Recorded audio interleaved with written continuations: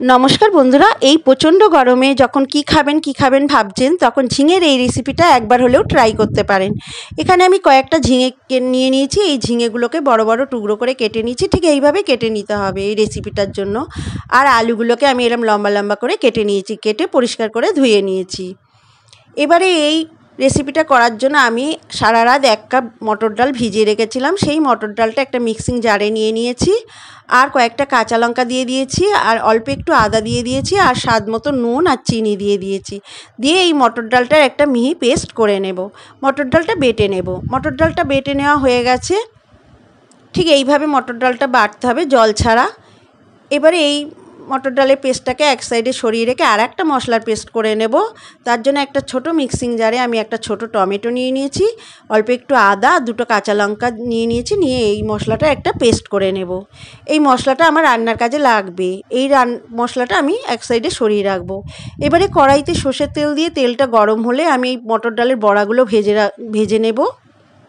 এই মটর ডালের বড়া থেকে মটর ডালের পেস্ট 1 চামচ সরিয়ে রাখতে হবে। সম্পূর্ণটা বড়া করব না, তার থেকে 1 চামচ আমি আলাদা সরিয়ে রেখেছি। এটা আলাদা রান্নার কাজে পরে আমার লাগবে। আপনারাও 1 চামচ মটর ডালের পেস্ট সরিয়ে রাখবেন। সমস্ত মটর ডালের বড়াগুলো ভাজা হয়ে গেছে। এবারে ওই তেলেই আমি ওই লম্বা করে কেটে রাখা আলুগুলো ভেজে নেব। সমস্ত আলুগুলো দিয়ে দিয়েছি। দিয়ে অল্প একটু হলুদ গুঁড়ো দিয়ে দেবো আলু ভাজতে ভাজতে, তাতে আলু ভাজার কালারটা ভালো আসে। আলুগুলো ভাজা হয়ে গেলে এবারে যে বড় টুকরো করে আমি ঝিঙেগুলো কেটে রেখেছিলাম সেই ঝিঙেগুলোও দিয়ে দেব। দিয়ে আলু আর ঝিঙেটা বেশ ভালোভাবে ভেজে নেব। এটা ভাজতে ভাজতে আমি আর একটা মশলার পেস্ট করে নেব। তার জন্য যে মটর ডালের থেকে 1 চামচ মটর ডাল বাটা সরিয়ে রাখতে বলেছিলাম সেটা নিয়ে নিলাম। আর যে আদা, টমেটো আর কাঁচা লঙ্কার পেস্টটা করে রেখেছিলাম সেটা দিয়ে দিলাম একটা বাটিতে। দিয়ে তাতে 1/2 চা চামচ দিয়ে দেব হলুদ গুঁড়ো, 1/2 চা চামচ লাল লঙ্কার গুঁড়ো, দিয়ে মিক্সি বাটি ধোয়া একটু জল দিয়ে দেব। দিয়ে এই পেস্টটা আমার রান্নার কাজে লাগবে রেখে দেব। এদিকে আমি দেখে নেব আমার আলু আর ঝিঙেটা ভাজা হয়ে গেছে কিনা। আলু আর ঝিঙেটা সম্পূর্ণ ভাজা হয়ে গেছে। এবারে যে মশলাটা আমি করে রেখেছি, বাটিতে গুলে রেখেছি, ডাল বাটা আর আদা, টমেটো, কাঁচা লঙ্কার, সেটা দিয়ে দেব।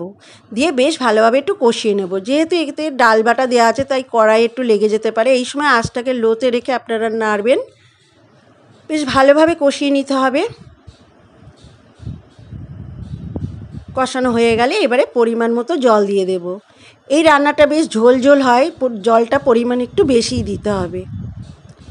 দিয়ে একটা ঢাকা চাপা দিয়ে দেব। 2 মিনিট রান্না করে নেব। 2 মিনিট পর এবারে স্বাদ মতো নুন দিয়ে দেব আমি। নুনটা দিয়ে আবার একটু নাড়াচাড়া করে মিশিয়ে নেব। এবারে যে মটর ডালের বড়াগুলো আমি ভেজে রেখেছিলাম সেই মটর ডালের বড়াগুলো দিয়ে দেব।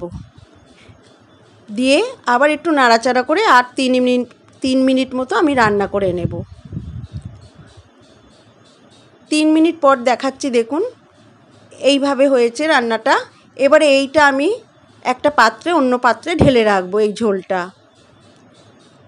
অন্য পাত্রে ঢেলে রেখেছি। এবারে ওই কড়াইটাই ধুয়ে আমি আরেকটু সর্ষের তেল দিয়ে দিয়েছি। দিয়ে তাতে শুকনো লঙ্কা, তেজপাতা আর 5 ফোড়নের জন্য দিয়ে দিলাম। আর 1/2 চামচ মৌরি দিয়ে দেব। এই রান্নায় মৌরিটা দিলে একটা খুব সুন্দর গন্ধ আসে। এবারে যে ঝোলটা আমি সরিয়ে রেখেছিলাম রান্না করে, এবারে সেই ঝোলটা এইতে দিয়ে দেব। এই ফোড়নের মধ্যে দিয়ে আরেকটু রান্না করে নেব। এতে রান্নার স্বাদ দ্বিগুণ বাড়বে। এই রান্নাটার স্বাদ দিয়ে যেহেতু বড়াটা অনেকখানি নরম হয়ে গেছে সেহেতু বেশিক্ষণ আমি এটা রান্না করব না। আর 1 মিনিট মতো রান্না করে নেব।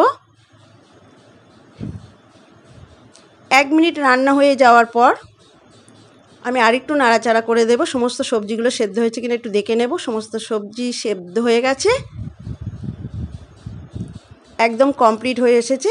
তার নামাবার আগে 1 চামচ চিনি দিয়ে দেব। যেহেতু নিরামিষ রান্না, চিনিটা দিয়ে আবার একটু মিশিয়ে নেব। মিশিয়ে নিয়ে আমি গ্যাসটাকে অফ করে দেব।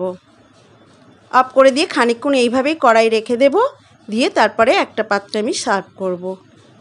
যে কোনো নিরামিষের দিনে আপনারা এইভাবে ঝিঙের এই হালকা পাতলা বড়ার ঝোল রান্না করে খেতে পারেন। যদি বাড়িতে বানান তো কমেন্টসে আমাকে লিখে জানাবেন খেয়ে আপনাদের কেমন লাগলো। আর যদি রেসিপিটা ভালো লাগে তো অবশ্যই একটা লাইক করবেন আর আমার চ্যানেলটিকে সাবস্ক্রাইব করার অনুরোধ রইল।